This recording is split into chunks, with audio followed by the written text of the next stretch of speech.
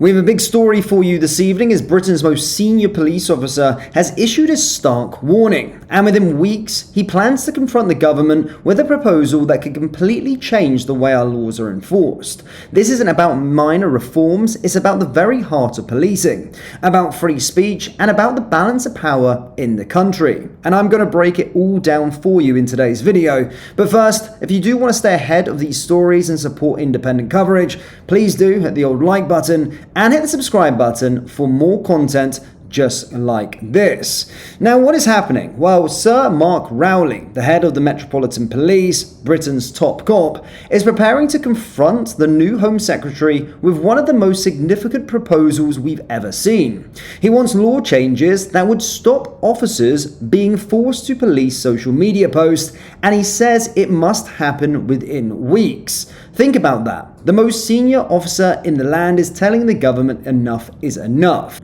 And to be fair, I've seen this coming. Of course, over the last year, we have seen people locked up for hurty words on social media, and most recently, it was of course the famous comedian Graham Linehan. Of course, police did arrest him. It was a bit of overkill. 5 officers turned up to Heathrow Airport, dragged him off of the plane, and they were armed, of course, and this did get widespread global attention, and for all of the wrong reasons. The suppression of free speech, but also the police not tackling knife crime. Remember, London is an absolute cesspit, ravaged with crime. And of course, the Metropolitan Police then going out their way with armed officers arresting a comedian for quote-unquote offensive tweets. However, this is where the story gets a bit stranger, because Keir Starmer, who enforces these laws, we've seen the new Online Safety Act, and it is clear as day. It says that the police do need to intervene in offensive tweets. We've seen it. It's all there in black and white.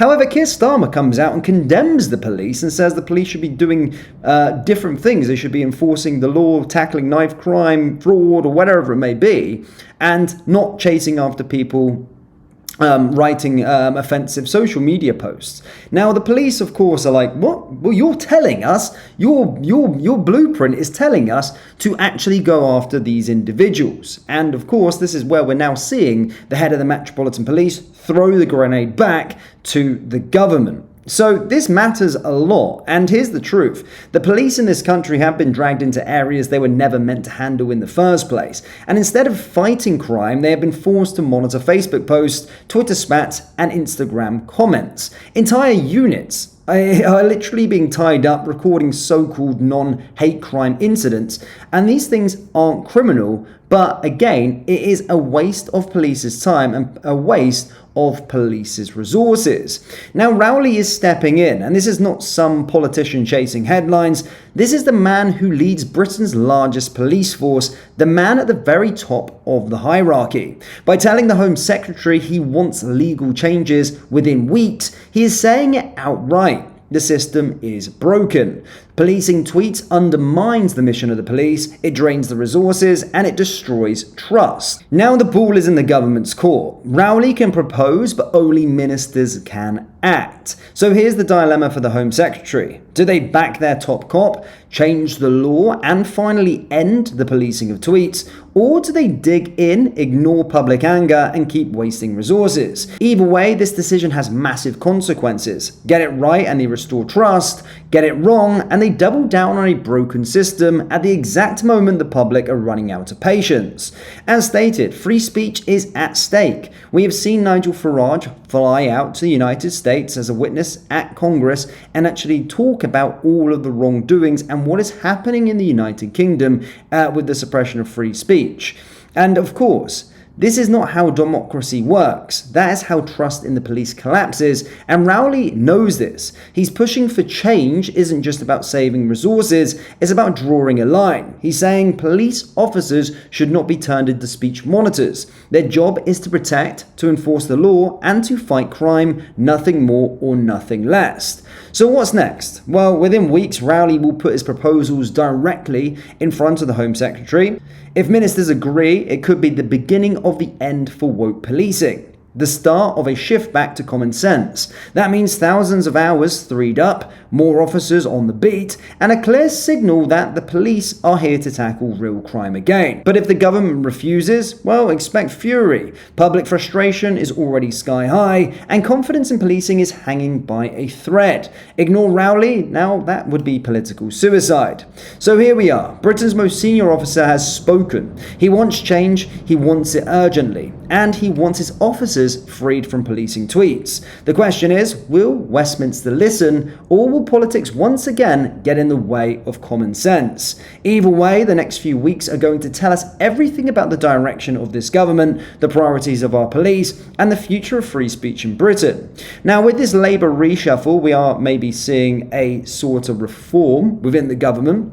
We've heard, of course, today that the Home Secretary, the new Home Secretary, and Starmer are going to be issuing their plans to close all asylum hotels and actually put these illegal migrants into disused military bases. So that's one revelation that's came out of the reform of this government, but also now seeing the police chief come in and actually talk about new laws that are going to hopefully take place within the UK. But this is no doubt a lot of the pressure. A lot of you guys actually, of course, speaking out and saying their distaste for how the country is being ran and how the police are not doing their job correctly.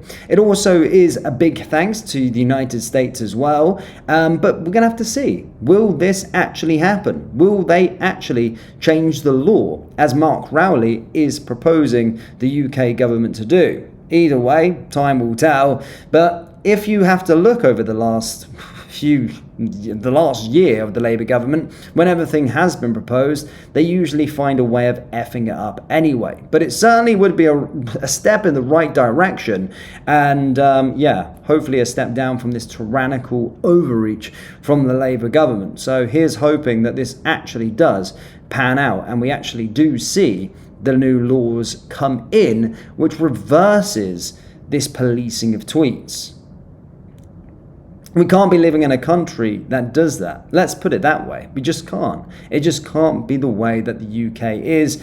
And here's hoping, of course, the government does listen to the head of the police. And of course, these new laws are put into place.